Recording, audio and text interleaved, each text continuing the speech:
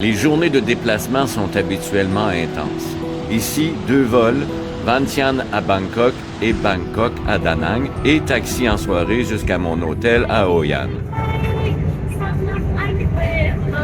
Good morning, Vietnam! À l'aéroport, je prends un sac à dos similaire au mien. Je réalise la méprise qu'à mon arrivée à ma chambre d'hôtel. Quelques appels, quelques sourires et tout rentre dans l'ordre. Le ton est donné, le Vietnam m'accueille avec bienveillance. Hoi An sera mon petit paradis pendant une semaine. Ville classée au patrimoine mondial de l'UNESCO, elle charme autant le jour avec son architecture mêlant influence chinoise, vietnamienne et coloniale que le soir quand les lanternes illuminent ses rues.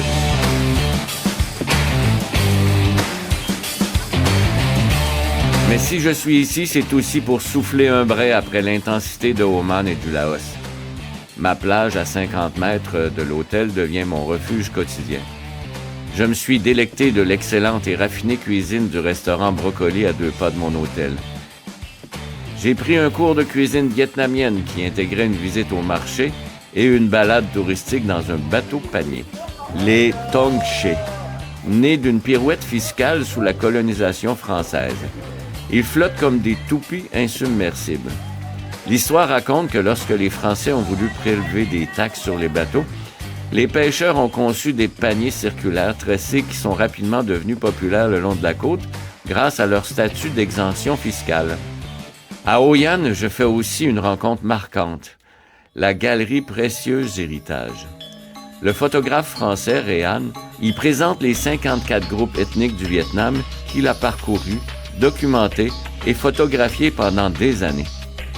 Des visages, des costumes traditionnels, des récits. C'est une rencontre profondément touchante, une fenêtre sur l'âme du pays et des superbes photos. Je loue par la suite une moto pour aller explorer les montagnes de marbre. Il s'agit de 5 collines de calcaire célèbres pour leurs grottes et leurs sanctuaires bouddhistes. Chaque sommet porte le nom d'un des 5 éléments orientaux: métal, bois, eau, feu et terre. Et bien entendu, pour accéder au monde spirituel, il faut gravir des centaines de marches.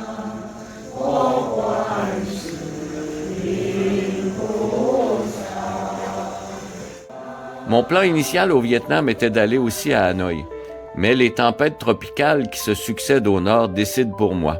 Je filerai plutôt vers le centre et le sud. Je quitte donc Hoi An avec le cœur serré, avec l'amitié de mes hôtes Luna et Phong à l'hôtel, et celle de Luong et sa sœur Lynn du restaurant Brocoli. Prochaine étape, Hue, en bus couchette, sous une pluie tropicale battante. Là, on m'offre un parapluie en arrivant à l'hôtel. Ça dit tout. En explorant la ville, je tombe sur le Cham Craft Beer and Whiskey. Un décor splendide, mais les pieds presque dans l'eau.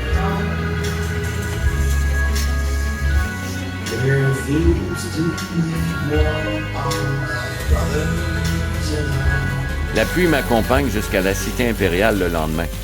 L'ancienne capitale des empereurs Nguyen de 1802 à 1945, classée à l'UNESCO.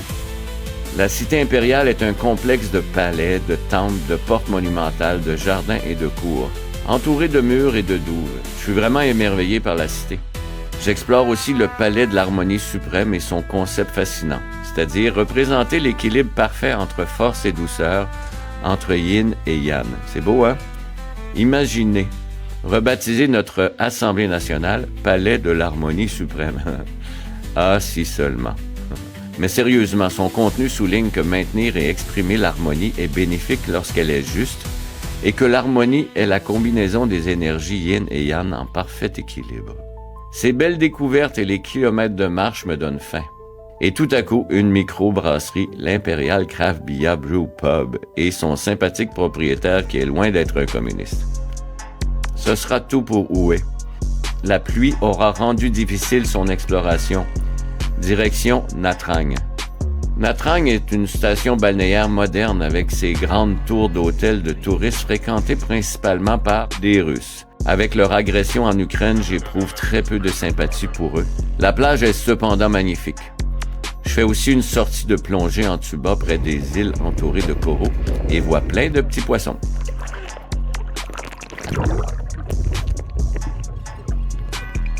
Ce sera tout pour Nha Trang. En route maintenant pour Dalat en minibus. En chemin, un arrêt dans un pit stop qui n'a rien à voir avec le Madrid sur la 20. 2 chiens tranquilles m'accueillent. Au Vietnam comme au Laos, les chiens sont partout, libres, jamais agressifs et étonnamment minces. Dalat, perché à 1000 mètres, offre un climat doux et un charme hérité de l'époque coloniale française. Je m'offre le luxe d'une duvel et d'un bon repas, puis je me prépare à 2 jours d'exploration en scooter. Sauf que l'écran de mon sel décide de devenir tout bleu. L'humidité s'y est infiltrée. Heureusement, réparation express le lendemain matin pour 60 $. Je peux partir en moto. Je visite donc la pagode Lihan et la monumentale statue du Bouddha Maitreya, haute de 67 mètres. À l'intérieur, des Bouddhas inspirants sur plusieurs étages, tandis qu'à l'extérieur trône Avalokiteshvara, le bodhisattva de la compassion aux multiples bras. Tout près, l'impressionnante cascade Éléphant rugit. Le site est fermé, mais on peut s'approcher de la cascade à partir du café Éléphant, et moyennant quelques pesos. Je rentre en scooter sous des torrents d'eau. Mon imperméable poncho prend toute sa valeur, mais je dois m'arrêter ici et là tellement la pluie est intense, mais aussi pour éviter le pire. C'est encore sur mon bolide que je vais au site de la cascade d'Antala. Il s'agit d'un parc récréo-touristique d'activités genre tyrolienne, canyoning, une piste de luge de malade que j'utiliserai pour remonter seulement. J'ai fait beaucoup d'efforts pour descendre. J'en ai fait plus dans d'autres randonnées pour remonter des trucs et ensuite les redescendre.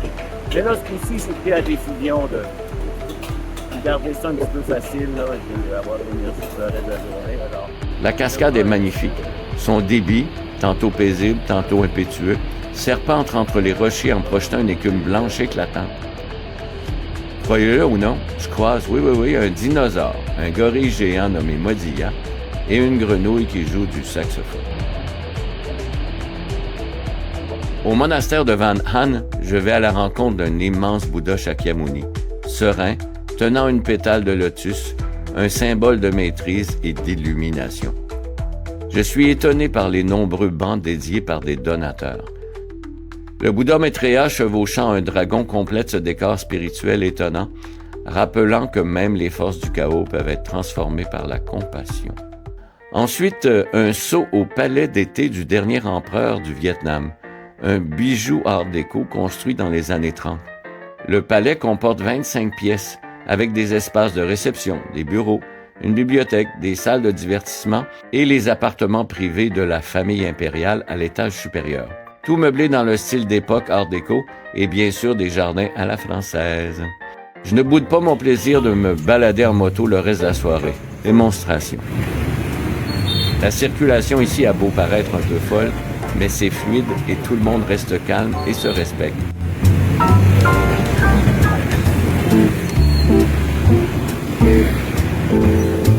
Puis le lendemain, c'est la route chaotique vers Moéné à 130 km sur une chaussée digne d'un film catastrophe ou de Montréal au printemps.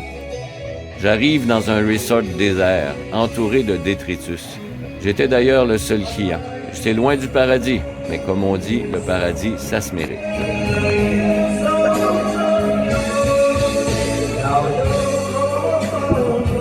Mais avant le paradis, j'ai rendez-vous avec Saigon, officiellement Ho Chi Minh. Après quelques heures en bus couchette, j'arrive dans le chaos fabuleux de la ville. Je dépose mes bagages à l'hôtel et fonce au musée des vestiges de la guerre. On ne peut pas venir au Vietnam et faire fi de l'épouvantable guerre qui s'y est terminée par le départ en catastrophe et dans le chaos des Américains et des loyalistes en 1973. Et aussi celui des milliers de boat people dont des centaines ont abouti au Québec, comme Kim Thuy. Le musée relate les horreurs de cette période et l'utilisation par l'armée américaine de l'infâme gaz moutarde. Beaucoup quittent l'exposition les larmes aux yeux et je vous avoue que j'ai le cœur gros. Ensuite, tout se met à aller trop vite. Passage au rapide et célèbre marché Ben Tran, mais j'en peux plus d'être sollicité pour acheter ci ou ça. Puis, passage à l'hôtel de ville de style colonial français construit entre 1902 et 1908, et sur la grande place, la statue du libérateur et fondateur du Parti communiste vietnamien, Ho Chi Minh. Puis la fontaine au lotus, La fleur symbolisant la pureté, l'illumination et la renaissance. Et puis, cette histoire rocambolesque où je me fais entraîner dans un stratagème digne d'un film pour me soutirer de l'argent. Pas de photos, mais une bonne anecdote à raconter. Ma soirée, heureusement, est grandiose. Je monte à bord du Saigon Waterbus au coucher de soleil. Je traverse 4 stations pour pouvoir revenir en taxi-moto Grab. Je filme la circulation. Une véritable chorégraphie. Attachez vos tuques.